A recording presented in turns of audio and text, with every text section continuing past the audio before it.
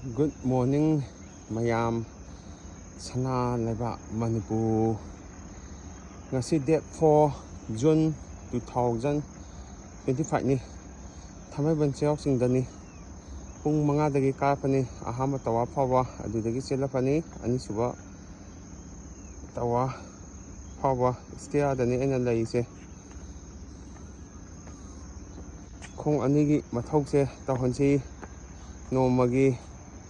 tawdaba tadi suga wangni BP wangani atopa laina kaya ama narakani naradi sa changidana pisa leitagadi thuna sigani mayam hachana fi oina layagadi tawgadaba thawasingse tawba yaduni mi kanari tu yana dikade aigi oina di Wednesday ga Sunday ga kabani Maman Sunday dadi kada nong chubadagi ngasi amuk kabani Wednesday se loksaluage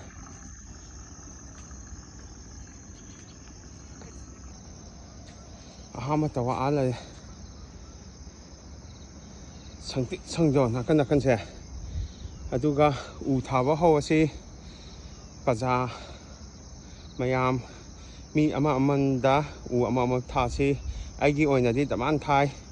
ithana thaba yade udi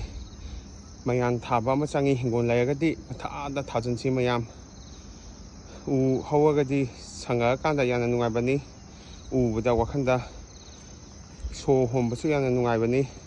u makhada laibada mayan kanari sini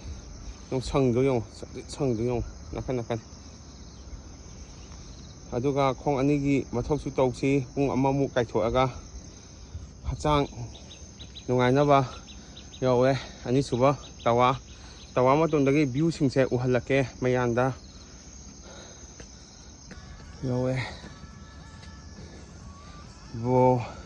yamba tamosing pathanari sini makhada tawa makhada aisu amu meditation tawgiduni halaga amu badminton sanarudini nungai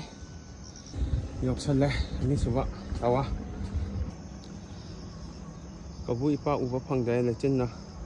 lay hengang saitadi ising thumbase chance khabudi handare